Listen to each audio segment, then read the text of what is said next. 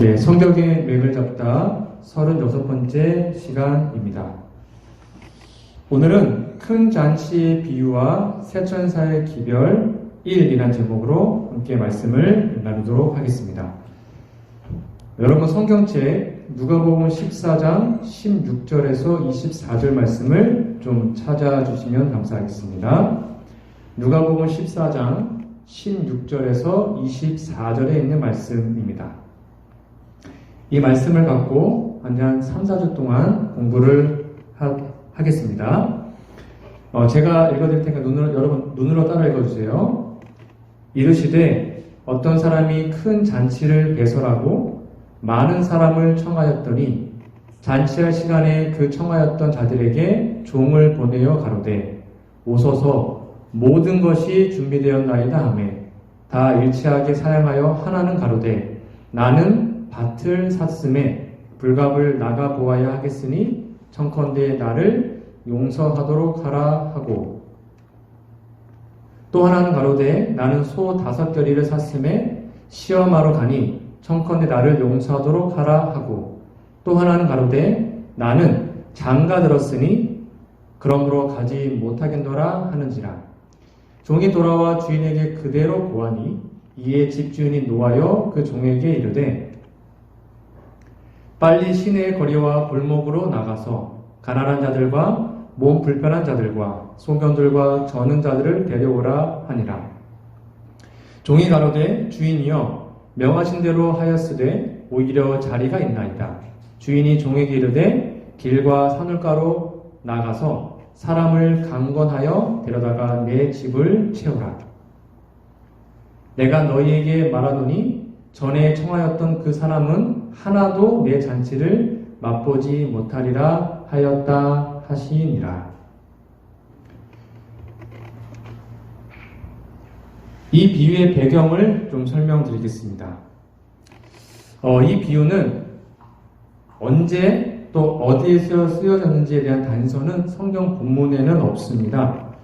그래서 성경학자들이 연구하고 또 추측하건대 아마 AD 30년에서 31년 겨울에 베레아에서 있었던 사건이라고 많은 학자들은 설명을 합니다. 여기 보면 본문에서 예수님께서는요 안식일에 한 바리새인의 집에 초청을 받아서 식사 초대를 받고 참석을 합니다. 근데 그 바리새인은 예수님을 초대할 때 좀 이기적인 이해관계를 가지고 초대를 했습니다. 그래서 예수님께서는 손님을 초대할 때는 뭔가 좀 이기적인 마음으로 초대하지 말고 인간들의 필요, 즉 음식이나 사귐이 필요한 사람들에게 좀 나눠주는, 진정한 도움을 주는 그런 초청과 그런 잔치를 하면 좋다라고 교훈을 했어요. 이렇게 예수님 교훈을 하시자 한 바리새인이 주제를 좀 바꾸고 싶어서 이러한 말을 하게 됩니다. 누가복음 14장 15절에 보면 무릇 하나님의 나라에서 떡을 먹는 자는 복되도다 라고 얘기를 합니다. 그러니까 이렇게 말한 사람은 자기는 하나님의 나라, 즉 천국에 반드시 들어갈 거라고 착각을 하고 이런 말을 한 거예요. 이것이 유대인들에게는 그냥 관용어라고 합니다. 그러니까 하나님 나라에서 떡을 먹는다는 말은 하늘의 영원한 복을 누린다. 그러니까 구원받았다라는 말로 유대인들의 관용어라고 합니다. 윌리엄 바클레이가 쓴 누가복음 주석서 275페이지 보면 이렇게 기록되어 있습니다. 당시 유대인들은 하나님의 나라를 세우실 때에 그분의 백성들인 유대인들을 청하여 큰 잔치를 베풀 것이라고 생각하고 있었다. 그리고 그들은 그 잔치 자리에 이방인들이 참석하리라고는 생각하지 않고 있었다. 그러니까 유대인들에게 있어서 구원은 온전히 자기들 거였습니다. 그러니까 자기들만 구원을 받고 이방인들은 구원이 없다. 그래서 무릇 하나님 나라에서 떡 모자는 복되도다라고 말을 하게 된 것입니다. 실물교훈 219페이지입니다. 근데 그렇게 말하고 있는 바리새인과 유대인들은 그 귀한 복음의 초청을 거절하고 있었죠. 이렇게 기록되어 있습니다. 그리스도께서는 이 비유를 통해 유대인 자신들이 바로 그때 하나님의 나라에 들어오라는 자비로운 초청을 거절하고 있었다는 것을 보여주셨다. 나는 뭐 소를 샀습니다, 결혼했습니다, 못 갑니다 하던 그 사람들이 바로 유대인이었음을 말씀하신 겁니다. 그분은 그들이 멸시한 자비의 초청을 저희가 업신여기고 마치 문둥병자에게 하듯이 저희 옥깃이 그들에게 닿을까봐 상대하기를 싫어하던 자들에게 보내실 것이라는 뜻을 보여주셨다. 그러니까 유대인들은 자기들은 하늘나라에 무조건 갈 거라고 착각하고 있었는데 실상은 하나님의 복음을 거절하고 있었고, 유대인들이 이방인들은 하늘나라 못 간다고 생각하고 있었는데 실상은 이방인들이 하나님의 복음을 더 잘 받아들인 것이죠. 그것이 예수님이 했던 비유의 내용이었습니다. 이 비유의 주제는 크게 5가지로 정리할 수 있습니다. 오늘부터 함께 연구할 큰 잔치의 비유는 우리가 지난 시간까지 연구했던, 기억나십니까? 혼인 예복을 입지 않은 사람의 비유. 그것도 잔치 비유잖아요.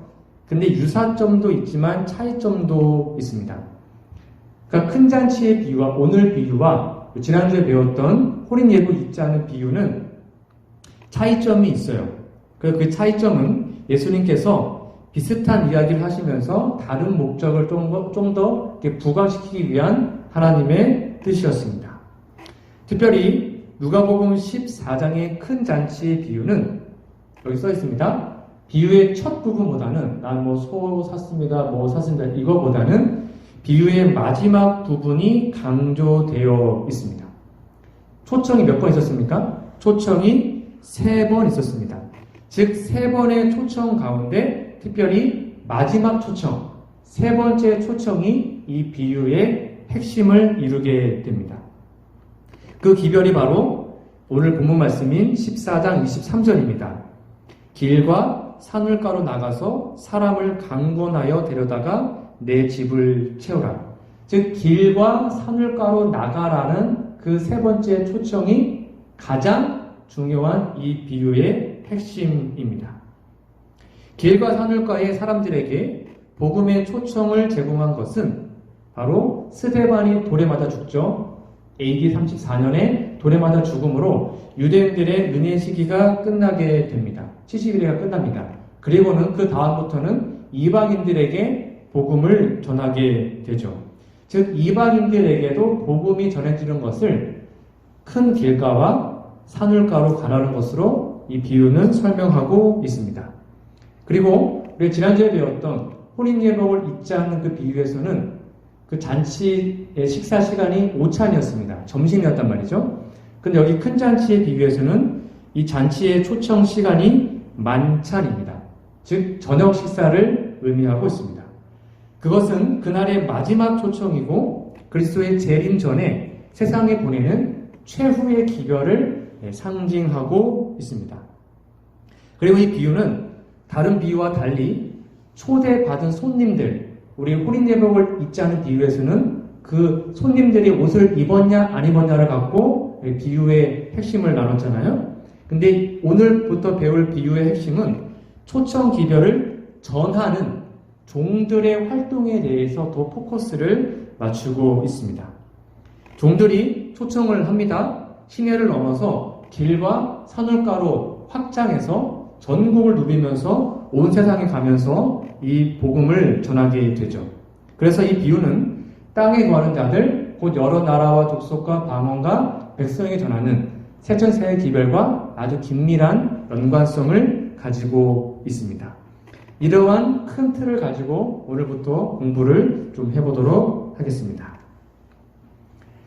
14장 16절입니다. 누가복음. 어떤 사람이 큰 잔치를 배설하고 많은 사람을 청하였다라고 기록합니다. 여기 초청받은 사람들은 원래는 온다고 약속을 했던 분들이었습니다. 실물교환에 보면 온다고 약속을 했어요. 그랬는데 이제 다 준비됐으니 오세요라고 얘기하자 나 바빠요 라고 거절한 사람들입니다. 이 사람들은 생각보다 잘 살았습니다. 돈이 많았어요. 여러분 소 5결이를 샀대요.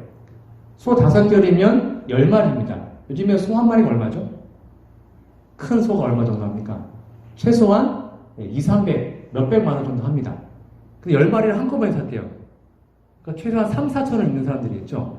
그러니까 여기 있는 사람들은 별로 그렇게 가난하지도 않고 뭐 그냥 괜찮은 사람들이었어요.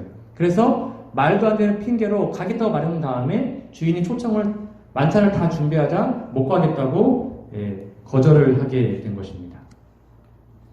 자, 여기 보시면 이게 큰 잔치의 초청의 도표인데 여러분 알다시피 BC 457년 예루살렘이 중건령을 통해서 건축이 되죠. 이때가 2300 주야 또는 71회의 기산점이 됩니다. 네, 그때부터 첫 번째 초청이 주어집니다. 유대 지도자들에게 하나님께서 이 복음의 초청을 하십니다. 그리고 두 번째 초청은 예수님이 침례를 받으시고 십자가를 통하여 기도층과 그 당시의 지도자들과 피지배층, 백성들에게 강력한 복음의 초청을 예수님이 하십니다. 이런 큰 개념을 갖고 요거를 보도록 하겠습니다. 이 잔치는 큰 잔치입니다. 주인은 정말로 큰 잔치를 베푼 다음에 그 연회장에 손님들이 가득 차기를 원하고 있습니다. 그래서 많은 사람을 청했어요. 처음에 온다고 했다가 지금은 안 오고 있는 사람들이었습니다. 모두 주인의 초청을 거절하게 되죠. 주인의 지시대로 하였으나 아직도 자리가 비자 주인은 종들에게 말을 합니다. 사람을 강권하여 내 집을 채우라. 길과 산업가로 나가서 내 집을 채우라라고 명령하십니다. 이 명령은 마가복음 16장 15절과 연관되어 있는 것입니다. 예수님이 뭐라고 하셨어요? 또 가라사대 너희는 온 천하에 다니며 만민에게 복음을 전파하라. 그러니까 세상 만민에게 복음을 전파하는 것과 길과 산울가로 나가서 닥치는 대로 모든 사람을 초청이라는 말은 같은 의미입니다. 그래서 여기 보니까 믿고 침례를 받은 사람은 구원을 얻을 것이고 믿지 않는 사람은 정죄를 받겠죠. 이 초청에 반응해서 이 잔치에 오면 구원받는 것이고 이 초청을 거절하면 결국 멸망을 당하게 되는 것입니다. 여기 보니까 사람을 강권하여 라고 나와 있습니다. 이것은 강제로라는 뜻이 아니고요. 이 강권하는 뜻을 제림기 주석에 보면 이렇게 나와 있습니다. 강권하라는 말씀은 강요하라는 의미가 아니라 초청의 긴급성과 하나님의 은혜에 강권하시는 힘을 강조한다. 즉 하나님의 자비가 곧 강권하는 힘이 되어야 한다라고 기록합니다. 즉 하나님의 자비하심을 통해서 이들은 강권을 하도록 하고 결국 하나님의 귀한 복음을 세상 사람들에게 전하게 되는 것이었습니다. 이것을 우리 사도행적 28페이지는 이렇게 기록하고 있습니다. 읽어드릴게요. 복음 전도 사명은 그리스도 왕국의 대선교 헌장이다. 그러니까 길과 산울가로 나가라는 말은 복음 전도와 일맥상통하는 것입니다. 제자들은 영혼들을 위하여 열심히 일하고 만민에게 은혜의 초청을 전해야 하였다. 그들은 사람들이 찾아오기를 기다리지 말고 기별을 가지고 사람들에게 나아가야 하였다라고 기록합니다. 그래서 이 제자들이 길과 산울가로 나가게 된 것입니다.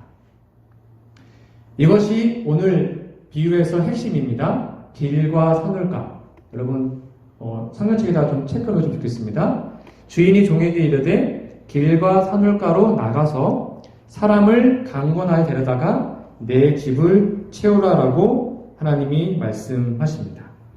큰 잔치 비유의 핵심은 길과 산울가에 있습니다. 이것은 제가 조금 전에 말씀드린 것처럼 유대인들이 스데반을 돌로 죽였습니다. 돌로 죽임으로 유대인들의 은혜 시기가 끝나게 됩니다. AD 34년에 끝나게 되죠. 그리고는 이제는 이방인들, 12사도를 통하여 이방인들에게 또한 바울을 통하여 이방인들에게 복음이 전해지는 것을 상징하고 있습니다. 길과 산울가, 우리 제림교회 주석에는 이렇게 표현하고 있습니다. 앞에 보시면 본교회 주석입니다. 365페이지에 보면 비유에서 길과 산울가는 시내, 영어로 시티입니다. 시내 밖에 있으며 따라서 비유대인, 즉 이방인들을 대표하기에 적당하다라고 재림교회 주석에도 표현하고 있습니다. 실물교훈 226페이지입니다. 가난한 자들과 소경들을 데려온 종은 주인이여 명하신 대로 하였으되 오히려 자리가 있나이다 라고 보고한다. 그러자 주인이 종에게 이르되 길과 산울가로 나가서 사람을 강권하여 데려다가 내 집을 채우라고 명했다. 이 말씀에서 그리스도께서는 유대민족 이외의 지역, 곧 세상의 거리와 골목에서 복음 사업이 추진될 것을 가리키셨다라고 설명하고 있습니다. 그래서 12 제자들이 예수님 십자가 이후에 정말 전 세계를 다니면서 복음을 전파했잖아요. 이것은 예수님의 초림을 때만 적용되는 것이 아니라 예수님의 재림 때도 이중적으로 적용을 할 수 있습니다. 그 이야기가 실물교훈 227페이지 이어서 표현되어 있습니다. 잘 보세요. 그리스도의 제자들이 전파한 복음 기별은 그분의 초림에 대한 기별이다. 우리가 이거를 공부하는 이유는 재림 때 우리가 어떻게 준비하고 활동하는지에 대한 모본으로 배우는 것입니다. 이 기별은 그리스도를 믿음으로 구원을 얻을 수 있다는 기쁜 소식을 사람들에게 전하는 것이다. 이 기별은 그리스도께서 당신의 백성을 구속하기 위하여 영광 중에 재림하실 것을 예고하는 동시에, 그러니까 이중 적용입니다. 성도들이 믿음과 순종을 통하여 영광스러운 유업을 받게 되리라는 소망을 사람들에게 전해준다. 여기 보니까 맨 위에는 초림이죠. 뒤에는 재림으로 두 번 적용됩니다. 그리고 이 기별은 오늘날의 사람들에게도 주어진 기별로서 이 시대에는 그리스도의 재림이 임박했다는 기별도 내포하고 있다. 그러니까 길과 산울가 나가라는 것은 오늘날로 비유하면 예수님의 재림이 가까우니 여러분 회개하고 예수님 믿으세요라는 것과 같다는 것입니다. 그리스도께서 친히 말씀하신 재림의 징조들이 성취되고 있을 뿐 아니라 성경 말씀으로 우리는 주께서 문 앞에 이르셨음을 알 수 있다라고 얘기합니다. 따라서 이 예수님의 초림의 기별, 초림 때 선포된 복음의 초청은 예수님의 재림 때 선포될 복음의 초청을 예표하고 있습니다. 그래서 길과 산울가는 여러분 선별책에 써놓으시면 됩니다. 새 천사의 기별을 설명하고 있는 것입니다. 계시록 14장 6절 여러분 잘 아실 말씀이죠. 또 보니 다른 천사가 공중에 날아가는데 땅에 구하는 자들 곧 여러 나라와 족속과 방언과 백성에게 전할 영원한 복음을 가졌더라. 이것이 바로 새 천사의 기별이며 이것이 길과 산울가로 나가서 만민에게 세상 끝까지 복음을 전하는 우리들의 사명을 예표하고 있음을 우리는 알 수 있습니다. 이어서 실물교훈 237페이지를 보도록 하겠습니다. 우리는 지금 최후의 자비의 기별, 곧 최후의 초청을 인류에게 외치는 시대에 살고 있다. 현재 코로나19로 더 우리가 긴박하게 느껴지고 있죠. 길과 산울가로 가라는 명령은 거의 다 성취되려 하고 있다. 각 사람에게 그리스도의 초청이 주어질 것이다. 실물교훈 말하기를 거의 끝났답니다. 거의 복음 전파가 다 됐대요. 그래서 지금도 각 사람에게 여러분과 저에게도 여러분 개인적으로 하나님이 초청하고 계십니다. 그 초청에 우리가 어떻게 반응하는지가 우리의 영생을 결정하고 있는 것이죠. 자, 그러면 이제 또 도표를 좀 설명드리겠습니다. 자, 첫 번째 초청은 BC 457년부터라고 말씀드렸어요. 70일에. 그 두 번째 초청은 AD 31년, 즉 침례받고 예수님이 31년에 십자가 돌아가셨죠. 그때부터 두 번째 초청이 보내지게 됩니다. 그리고 세 번째 초청은 여러분 알다시피 1844년 가을, 즉 대실망이 있은 후에 그 다음에 전 세계적으로 하나님의 복음, 새천사의 기별이 전파되게 되었습니다. 도표에도 보듯이 그것은 최후의 초청입니다. 마지막 기별입니다. 새천사의 기별 외에는 기별이 없습니다. 더 이상 없어요. 우리가 그 기별을 정말로 잘 배우고 경험하고 그 기별을 전하면 예수님 오시는 겁니다. 그 후에는 은혜의 시기가 더 이상 없습니다. 그래서 그 최후의 초청, 새천사의 기별을 잘 믿고 반응한 사람들은 큰 잔치, 석식입니다. 정말 하늘나라 가서 어린양의 혼인잔치에, 귀한 잔치에 우리는 참여할 수 있게 되는 것입니다.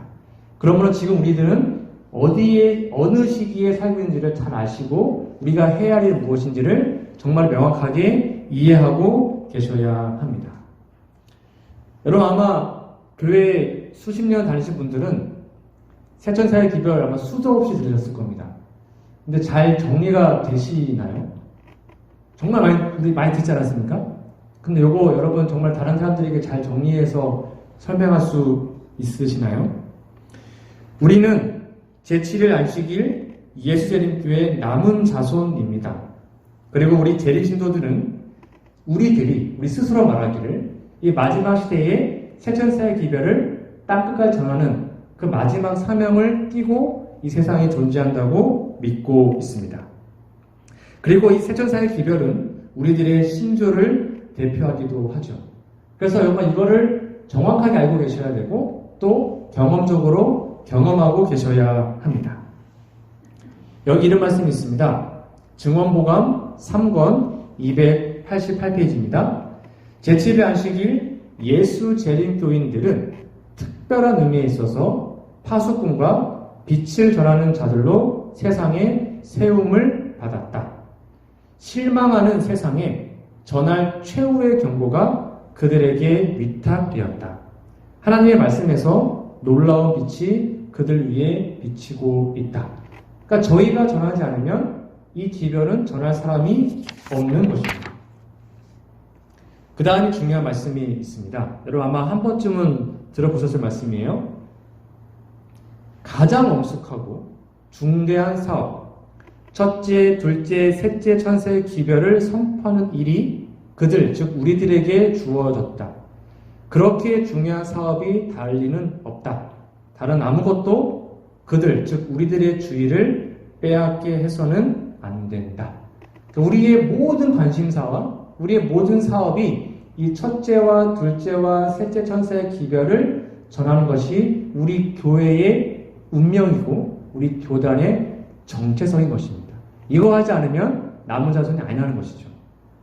그러나 다는 아니지만 많은 분들이 이것을 잘 이해하지 못하고 또 심지어 저와 같은 목사들도 솔직히 잘 모를 때가 있습니다. 또 어떤 분들은 무관심하기도 하지요.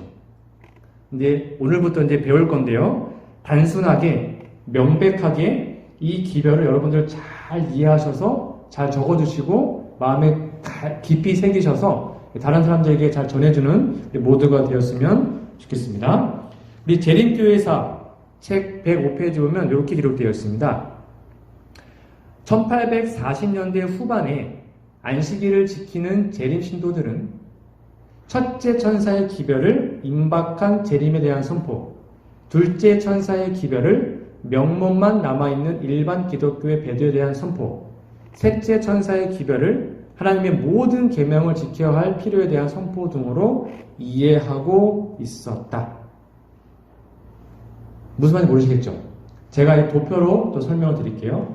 자, 여기 보시면 1840년대부터 첫째 천사의 기별이 선포되어 여기 이제 여기 도표에 보시면 따뜻이가 돼서 재림까지 쭉 이어집니다. 요 표식을 잘 이해하셔야 됩니다. 둘째 천사의 기별은 1844년 여름부터 선포가 되었습니다. 그리고 셋째 천사의 기별은 1844년 가을부터 선포가 되었습니다. 근데 우리 초창기 재림교회 신도들은 이렇게 이해했습니다. 즉 1840년대부터 44년까지 첫째와 둘째 천사의 기별은 이미 밀러 운동, 즉 재림 운동으로 완료됐다라고 생각했어요. 우리의 이제 선조들이요. 그러면서도 이 마지막 셋째 천사의 기별은 이제 안식일을 깨닫고 성소 기별을 깨닫는 그 후세대 재림 신도들의 임무라고 생각을 하게 되었습니다. 그러면서 그들이 했던 생각이 무엇이었냐면, 첫째 천사의 기별은 비록 1840년대 시작되지만 그때 반짝하고 끝나는 것이 아니라 그 기별이 언제까지요? 재림 때까지 쭉 이어진다는 것입니다. 둘째 천사 기별도 재림까지 쭉, 셋째 천사도 재림 때까지 쭉. 그래서 첫째, 둘째, 셋째가 삼중으로 계속 전파되는 것을 삼중 기별이라고 말하고 있습니다. 그래서 세 천사의 기별은 그 사건이 일어난 순서에서만 셋이고요. 사건이 일어나자마자 그 기별들은 함께 가며 떨어지지 않습니다. 이것을 우리 명확하게 기억하셔야 됩니다. 그래서 지금 우리들은 비록 21세기에 살지만 첫째 천사의 기별을 먼저 경험하셔야 됩니다. 단계거든요. 우리가 첫째 천사를 경험하고 알아야 그 다음에 둘째를 알 수 있고 그 다음에 셋째를 알 수 있습니다. 이게 계단입니다. 그래서 반드시 첫째, 둘째, 셋째를 순차적으로 공부하시고 경험하셔야 됩니다. 그리고 그 기별은 재림 때까지 쭉 이어진다. 그것을 이해하시면 되겠습니다. 자, 그러면 1840년대 우리 밀러 운동, 재림 운동 때 어떻게 이 기별이 전해졌는지를 좀 역사적으로 좀 살펴보도록 하겠습니다. 세천사의 기별의 전령들이라는 제목으로 이제 좀 더 마무리해 보도록 하겠습니다. 여러분 잘 아시다시피 마가복음 13장 24절부터 보면 예수님이 재림의 징조를 말씀하시면서 이렇게 말씀하십니다. 그때에 그 환난 후에, 이 순서가 중요합니다. 먼저 큰 환난이 있습니다. 그 큰 환난 후에 뭐가 있어요? 해가 어두워지고 달이 빛을 내지 아니하고 별들이 하늘에서 떨어집니다. 이러한 징조들이 있은 다음에 그 다음에 인자가 구름을 타고 큰 권능과 영광으로 이 땅에 오시게 된 것입니다. 자, 그러면 큰 환난과 해가 어두워지고 달이 빛을 내지 않고 별들이 하늘에 떨어지는 이 일들이 정말 순차적으로 이루어졌는지를 좀 살펴보도록 하겠습니다. 그 환난은 무엇일까요? 여러분 알다시피 1260년 다 배우셨죠? 한때, 두때, 반때 다 배우셨죠? 중세 암흑 시대를 의미합니다. 복음이 전 세계로 전파되기 시작하자 사단은 초기의 일을 진압하기 위해서 로마 제국을 통해 핍박했죠. 그래서 AD 538년부터 AD 1798년까지 1260년 동안 하나님의 백성들을 핍박하게 됩니다. 그것이 아까 말한 마가복음에 나와 있는 큰 환난입니다. 이 환난이 끝나면 뭐가 있다고 그랬죠? 해가 어두워지는 징조가 먼저 일어나게 되겠죠. 그런데 하나님이 감사하게도 마태복음 24장 22절에 보면 하나님이 택하신 자들을 위하여 그 날들을 감하시리라라고 말합니다. 그러니까 원래 바퀴는 1798년까지 이어져야 되는데 하나님이 은혜를 베풀어 주셔서 사실상 바퀴는 그 전에 맞춰지게 되죠. 종교개혁의 영향을 받아서 1798년이 이르기 전에 이미 박해는 끝나게 됩니다. 자, 환란이 끝났습니다. 그 다음에 해가 어두워지고 달이 빛을 내지 않은 사건이 일어났을까요? 여러분 잘 아시는 암흑일입니다. 해와 달이 어두워졌습니다. 이런 종류의 모든 현상 가운데 가장 신비하고 설명할 수 없는 현상은 1780년 5월 19일 암흑일이었습니다. 원래는 1798년까지 환란이었지만 하나님의 은혜로 환란이 그 전에 끝났습니다. 그래서 1780년 환란이 끝났기 때문에 1780년 5월 19일에 암흑일이 오게 되었습니다. 그날의 미국의 뉴 잉글랜드 지역에서는 눈으로 볼 수 있는 온 하늘과 공중이 전혀 해석할 수 없는 암흑으로 뒤덮였다라고 기록합니다. 놀랍게도 환란이 끝난 다음에 정말로 해가 어두워지는 사건이 역사적으로 일어나게 된 것입니다. 큰 환란 후에 해가 어두워졌습니다. 그 사건이 이미 일어났어요. 그 다음에 별들이 떨어지기 전입니다. 1831년 그 암흑기를 통하여 사람들이 뭔가 좀 경각심을 갖게 됐고요. 그 다음에 1831년부터 윌리엄 밀러가 재림운동, 하나님의 복음, 2300주야의 복음을 재림기별을 전하게 되었습니다. 그런 다음에 두 번째 징조가 나타나게 됩니다. 1833년, 그러니까 환란이 있었습니다. 그 다음에 해가 어두워졌죠. 그 다음에 중간에 윌리엄 밀러가 복음을 전파하고 그 다음에 하늘에서 별이 막 떨어집니다. 그것이 1833년 11월 13일입니다. 지금 순서대로 이어지고 있어요. 이때 온 미국의 하늘은 몇 시간 동안 찬란한 광경을 나타냈다. 이는 미국이 생긴 이래 일찍이 없었던 하늘의 현상이었으며 그것을 목격한 일부의 사람들은 매우 감탄하였고 또한 다른 부류의 사람들은 심히 두려워 경악하였다라고 기록합니다. 이렇게 정말로 예언 그대로 환란이 끝나고 해가 어두워지고 달이 핏빛으로 변하고 하늘에 별이 떨어지게 됩니다. 그래서 이러한 징조를 통하여서 재림운동 때 그 재림 기별이 정말 놀랍게 미국 전역에 전파되게 됩니다. 하나 더 예언이 있었습니다. 그게 뭐냐면 대댕투 334페이지에 이렇게 기록되어 있습니다. 여러분 아마 들어보셨을 텐데요. 1840년에는요. 또 하나의 현저한 다른 예언이 성취되어서 재림기별을 정말 힘차게 전하는 데 도움을 주었습니다. 그 사건이 있기 2년 전에 그리스도의 재림을 전하는 한 유력한 목사인 조시아 리치는 오토만 투르크라고 합니다. 그 제국의 몰락을 예언한 계시록 9장의 해석을 책으로 폈습니다. 그래서 그의 계산에 따르면 그 제국은 서기 1840년 8월의 어느 때에 몰락될 것이라고 예언을 해석해서 책을 펴낸 겁니다. 또한 그는 그 일이 성취되기 전에 이렇게 기록합니다.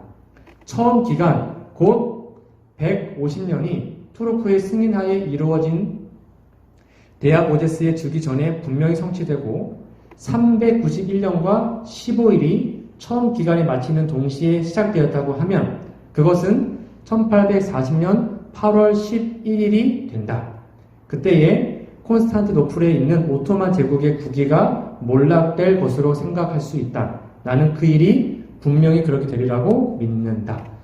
그러니까 윌리엄 밀러와 함께 재림운동을 했던 이 조시아 리치라는 목사님이 이걸 해석해가지고 오토만 투르크가 1840년 8월 11일에 망합니다라는 것을 수년 전에 책으로 써가지고 출판한 겁니다.